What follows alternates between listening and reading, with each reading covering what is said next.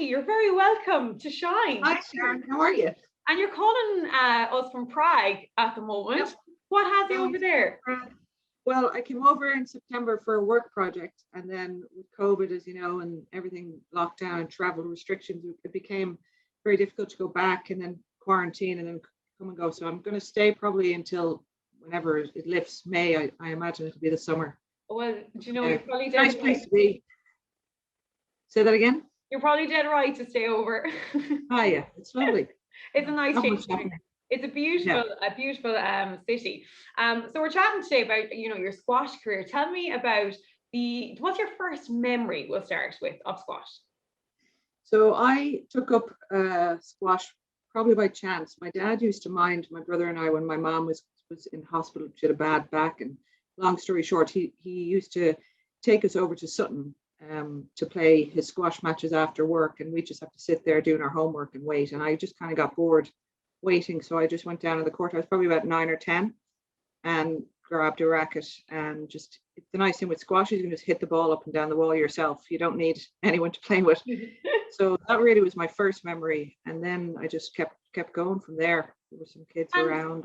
It's not that you got into it so young, because it's not a prominent sport here in Ireland, and maybe not so much back then either. What was it like growing up and sort of sticking with it when I can imagine there was friends maybe getting involved more in football or soccer or, camogie or, rugby, things like that? Like, what was it like playing a minority sport? Yeah, well, when I went to St. Marnock's in Portmarnock, and I did play camogie and, a little bit of GA. And I suppose I was lucky enough, the leisure centre was just across the road from our house, and I would go there after school. And I was always a bit of a messer, and I was always like the odd one out, always very mischievous. And I think I kind of thrived on the fact that I was doing something different. I did do the other sports as well, but it sort of gave me a bit of an adrenaline rush to be the only there was only 3 or 4 of us who really played squash. And from that sense, it was kind of easy to do well because there was hardly anybody playing, so somebody had to win, right? That's it. I think I kind of thrived on the fact that I was doing something a bit odd. And what was the underage structure like? Because I can imagine, as you said, you said it yourself, someone has to win. There's only a small amount playing. When you hit that, kind of ceiling, like, is there just a certain limit that you can reach to in Ireland? Well, by the time I was 16 or 17, I was playing on the Irish team, and I'd say that was sort of late 80s. Really aging myself now. And it was starting to become more and more popular, I'd say. Like, I don't know if you remember, in Clontarf, there was a huge facility there, Squash Ireland, that had like 12 courts or something. And so more and more were playing. So after I played for Ireland at a couple of world championships, I then at age 18 ended up going to England to play in the Pro Tour. So I was just kind of lucky that all kind of fell on my lap by chance. But I'd say after, you either go in the Pro Tour or you don't. And then that's it. A lot of teenage girls in any sport really tend to drop out when they're 17 or 18 and do other things. So I was lucky enough to go to England and just stick with it. And I got to travel quite a bit. And traveling to England at just 18, were you by yourself? Yeah. Wow. I was dying to get away from home. No, I was like, it could either be scary or it could be exhilarating. Yeah, it was definitely exhilarating. Same, anybody of my age growing up in Irish, Catholic Ireland, had very strict parents and, doing the best they can. But I was definitely a rebel child, and I wanted to get away. And this opportunity of being able to play squash was like the perfect excuse. Well, I'm going to, get a career, and I'll be doing really well. I'm not running away, so to speak.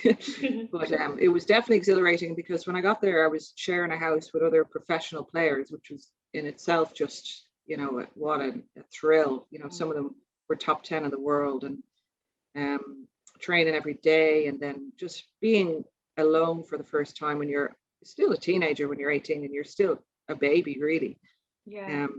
But always on the phone with my parents every other day and checking in. But it was the idea that I'd, turn off my own lights, turn off the telly myself, go to bed myself, and nobody's looking at you and checking on you. Because imagine that was kind of, it's kind of similar to the college experience now, the Yeah. traditional route that you leave at maybe 17 or 18 and, you know, you go to college and you're just with your friends, but to be with friends who have such a similar interest, that And must have passion. been a fun experience. Yeah, oh, it was brilliant. It really was. And that's all we did. We just drink, ate, slept, talk squash. And, you know, we weren't perfect by any means. You know, we still had, you know, on the weekends, the parties at the club, because I basically was set up in a club where I trained every day. And there was also a bar, restaurant.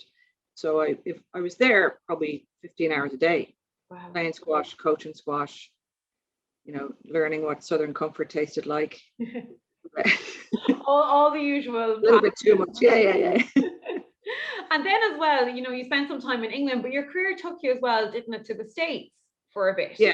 So what was that I like? came, that was fun. I came home after about 3 years in England. I kind of had hit, and we'll talk about mental health in a bit, I'm sure. Yeah. Kind of hit a bit of a dip, and I came home for a year and didn't actually play squash. And I had just come out as being gay, and at the time it was illegal in Ireland to be homosexual. So my dad was just absolutely devastated. I was this little girl, pride and joy, and really struggled with it, as you can imagine. This was 1992. And so I worked in Break for the Border. I don't know if you remember that. Yeah, I do. I got a job there. I went to an interview and said I was a really experienced bartender, which I wasn't. And I got the job and had a great time bartending. But then it was just like, what am I doing here? You know, I've got this obviously talent as a squash player, and I wasn't using it, wasn't going anywhere with it. So I applied for a green card in the lottery. Wow. I think they still do it in Ireland. I'm not sure. But a bunch of my friends applied, and my dad said, you know, you're going to get really bullied here in Ireland. And, you know, at the time, it was just frowned upon. So lo and behold, within a month, I got this letter saying you've won the green card. And none of my friends had won it. I was the only one. So you have to sort of prove that you have a job to go to in the States. And I had an uncle who lived in New York who vouched for me, said he'd put me to work. And I went that August. And funnily enough, the next November, the same year, 1993, Ireland legalized homosexuality. So I was only gone 2 months. But long story short, I ended up in San Francisco and had a really great time there. And I didn't play squash for the first couple of years. I moved to Las Vegas, which is a really cool story.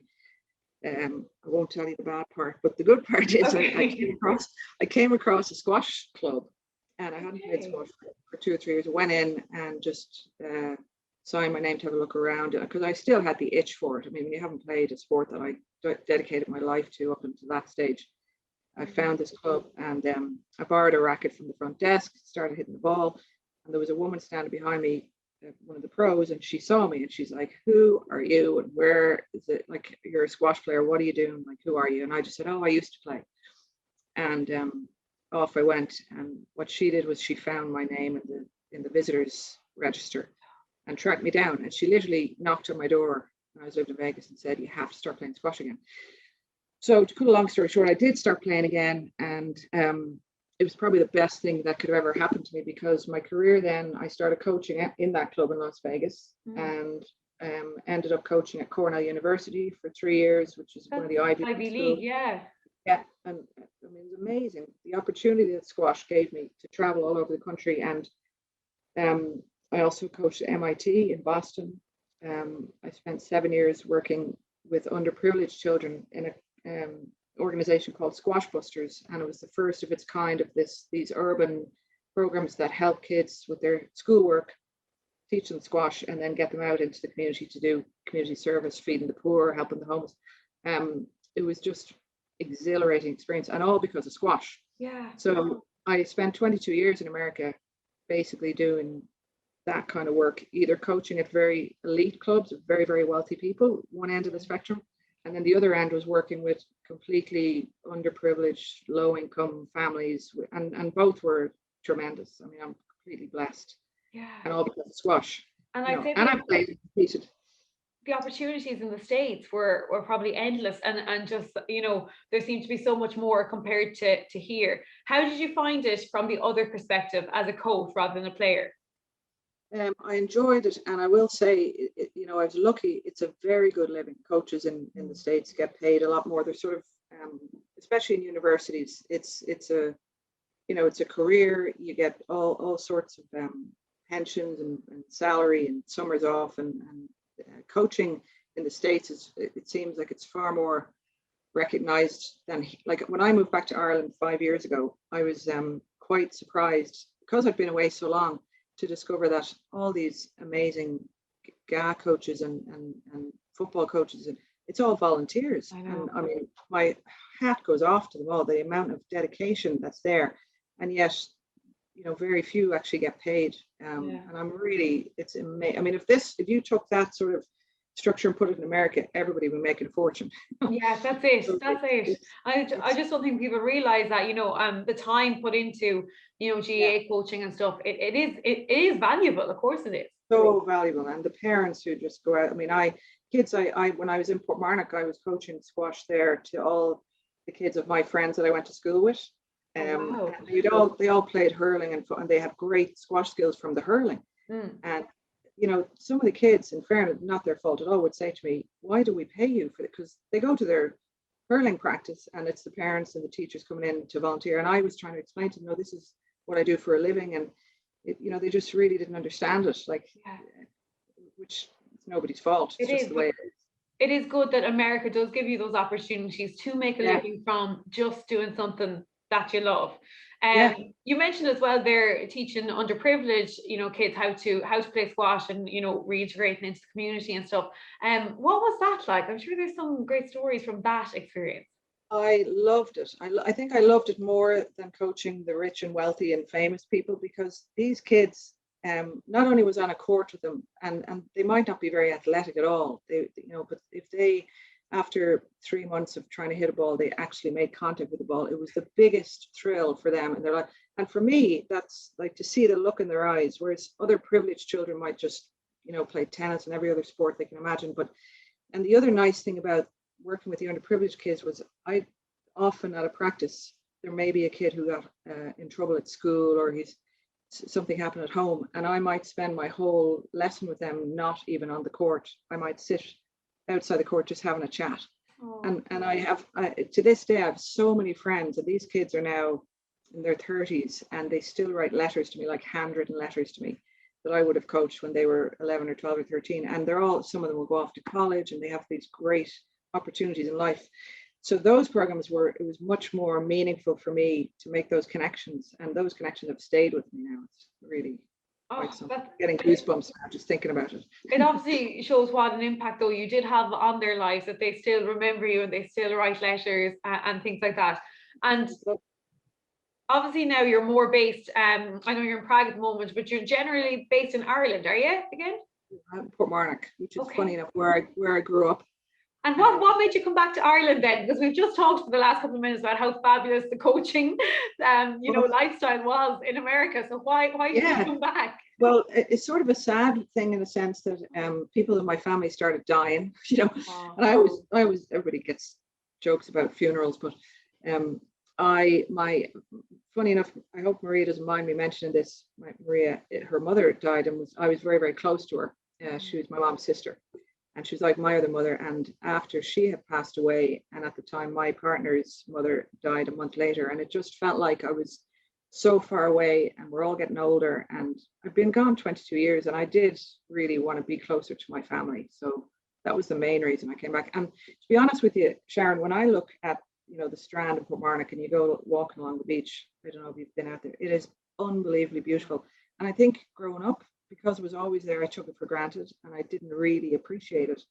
And now when I'm back, as often as I can, I'm down at the High Rock, or it's one of the most beautiful places ever. Yeah, really. I used to live in Dublin actually for a couple of years, and that was one of our favorite spots. We actually used to do the odd GAA training on the Strand. It was tough, but I mean the scenery was just beautiful. It is probably one of the most gorgeous beaches in Ireland, and I'd say when you do go away, you come back and you have a new sense of appreciation for home. You do. And of course the banter, like even just being here in Prague a few short months, I go into the shop, I haven't a word of Czech, and I know how to say hello.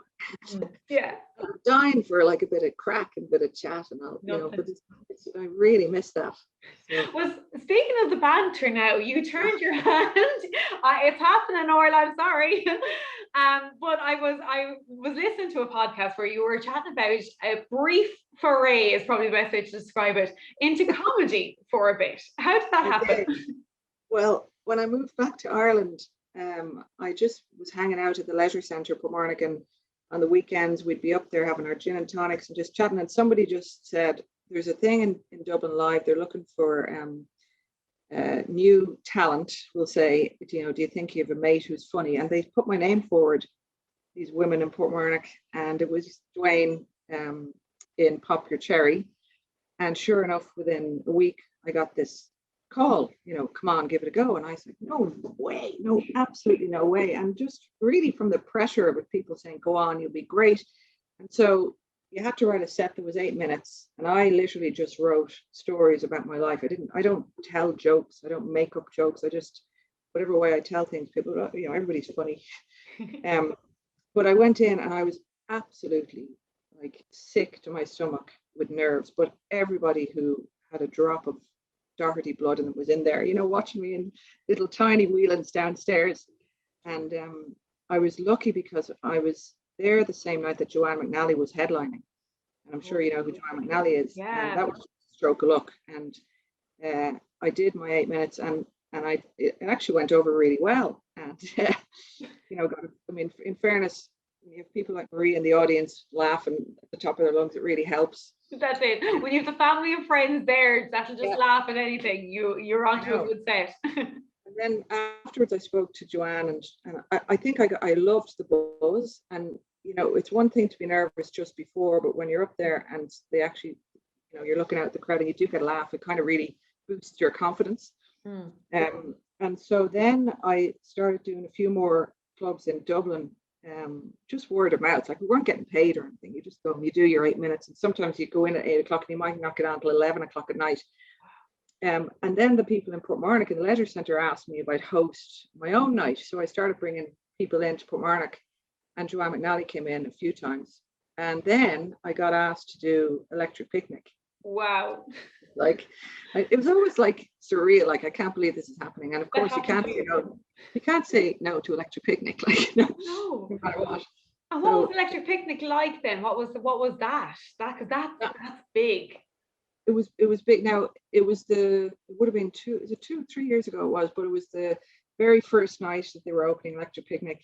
So there wasn't a massive crowd there, as in there wasn't tens of thousands. Most people were coming in the next morning, but there was a good 4 or 5 grand people, like, and really lovely stage. It was the Hazelwood. Gorgeous setting. Yeah, it was gorgeous. And Joanne was the MC, Joanne McNally, and so they brought in. It was an all-women show that Emily O'Callaghan had organised. I don't know if you know Emily. Yeah.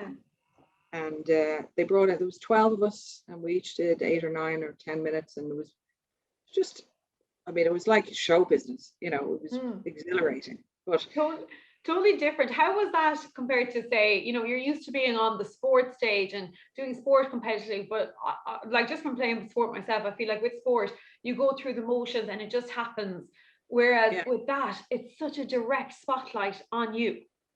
You have to be really prepared.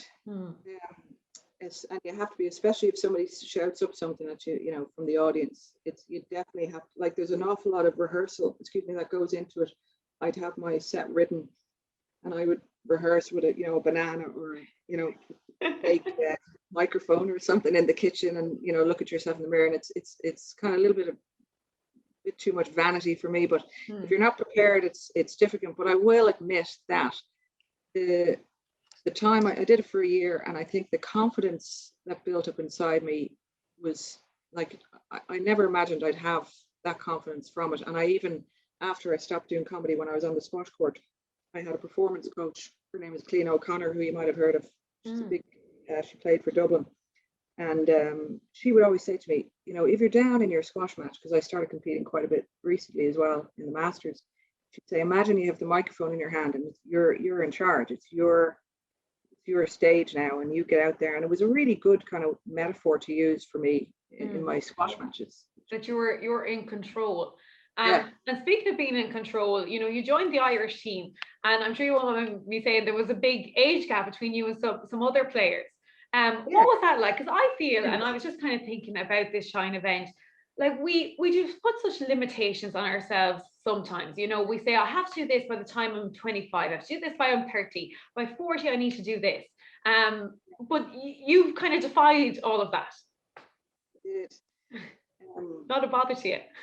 Well, yeah, you know, if you asked me when I was 15 or 16 if I thought I'd be still playing for the Irish team, and I'm going to be 50 in April this year, there'd be no, like, I didn't even have the confidence back then to think I'd make an Irish team at that age. And so as you age, I think, you know, you definitely develop more confidence in yourself, and I can tell you about that in a minute. But the nice thing was the girls that I played with were all either 19 or 20 or 21 maybe.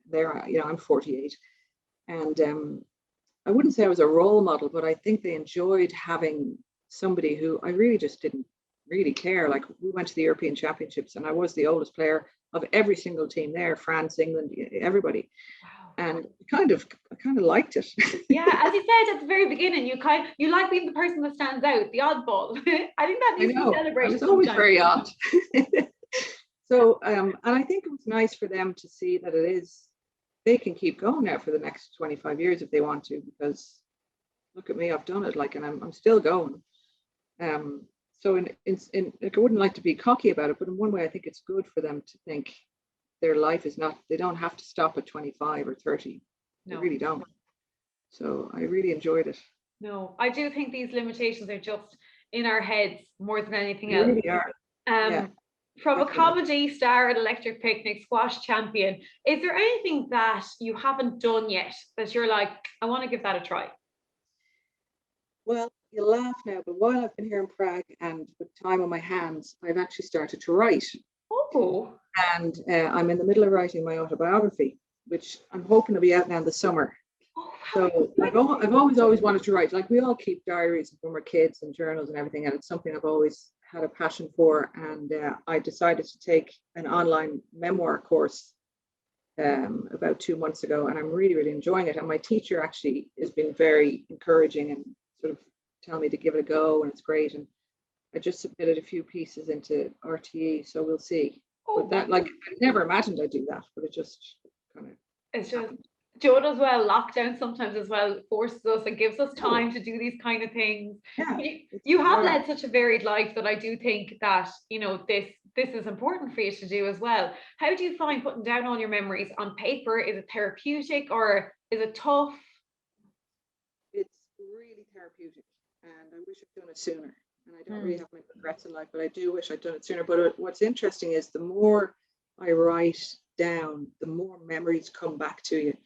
Like, some things are just flooding, and they're quite funny. Like, I write about, you know, maths when I was 11, and, you know, how stringent it was. And then my first job, I just wrote a piece about, I was playing the piano in the Country Club Hotel on a Friday night. I was the lounge pianist because I grew up, I was quite good at the piano.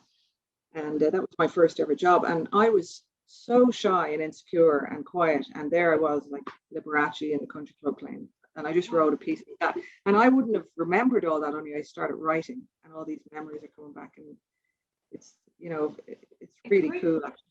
Great to have that as well, you know, in later years as well, just to have that even written down. Like, now I'm sure it will get published. I feel it will. But just even have that there is a gift, really, isn't it? Yeah, everybody should do it.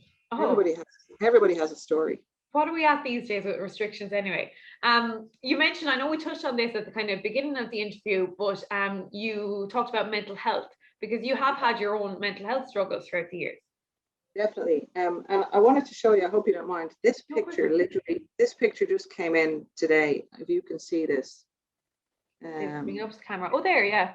See me there. I'll actually make it bigger. That's you. Yeah. So look at those teeth. I was not an attractive child. That's me at 14. Were those the photos dug up for the memoir? No, by chance, Sutton during lockdown, because the club is closed, they're going through all their old archives, and every day they'll put up pictures of people back in the 80s or the 70s, and that one happened to pop up today. And I just said it would be really funny to show it to you, because I was not an attractive child, and you can see, and I have this big smile on my face, but I actually was very sad all the time. And one of the What things I age were wanted to say, you then? I was 14 and a half. Oh wow, so Um, young. yeah. And so one of the things I thought I'd share with you, for the girls out there, like, is even though I looked quite happy, I didn't talk enough about, I was always quite sad and didn't think I was good enough, or the next person was better than me, and everything. And so one of the things I'd say is talk as much as you can, because that lovely smile with the big buck teeth is sort of a mask as to what's really going on. And I wish I had talked more back then, because I did go through a tough period of depression, especially when I was in America.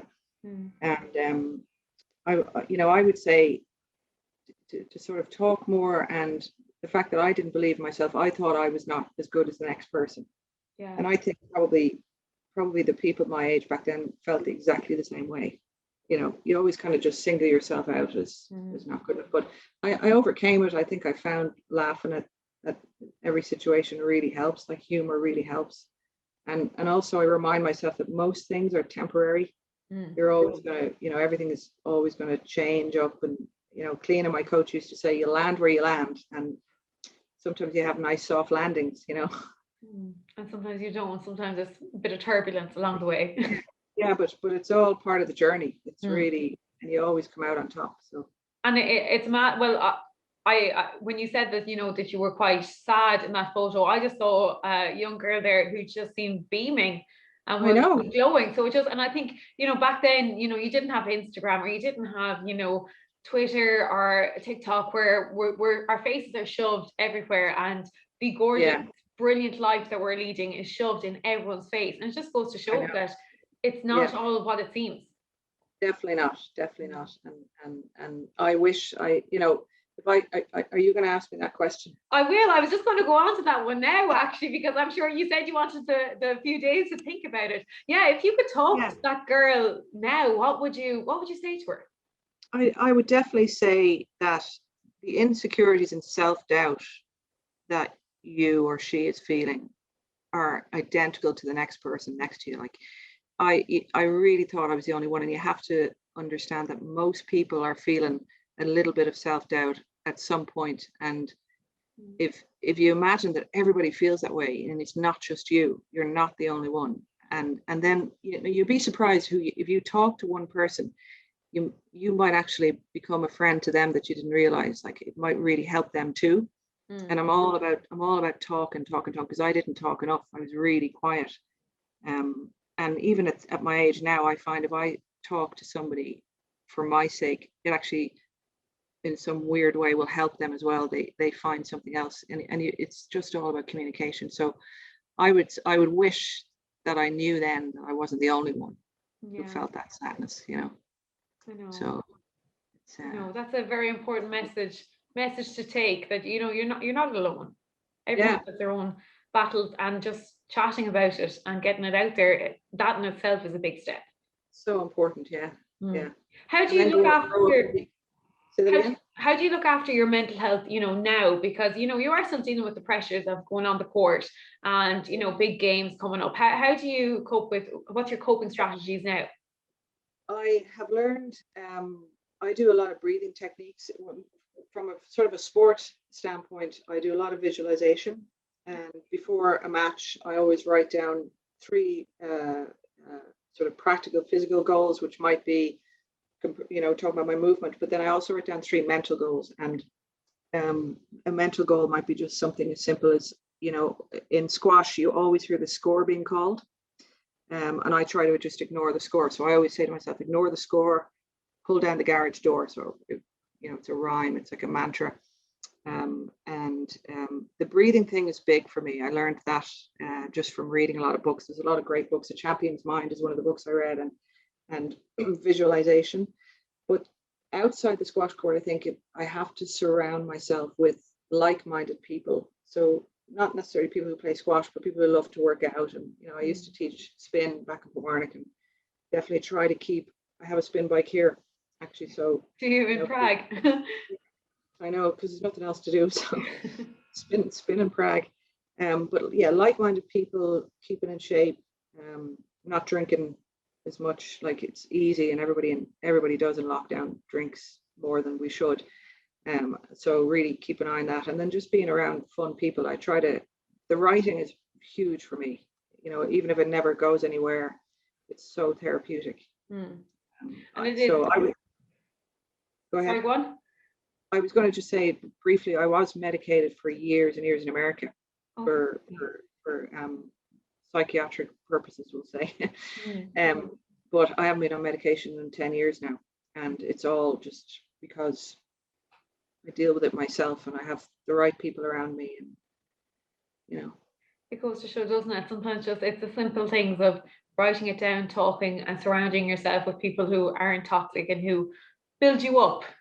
Exactly. And you definitely and laughter, you know, that is it for me. Is I find a laugh in everything. Yeah, that's a pure Irish way of dealing with things, isn't it? Well, Orla, from just the brief chat here, I can see that you are the kind of person that just adds light to other people's lives. I think your story is so fascinating. How a technically minority sport here in Ireland can just bring you on such massive adventures is a great talking point. So thank you so much for joining me on Shine. Oh, it's been a pleasure. You're lovely. Thanks so much, Sharon.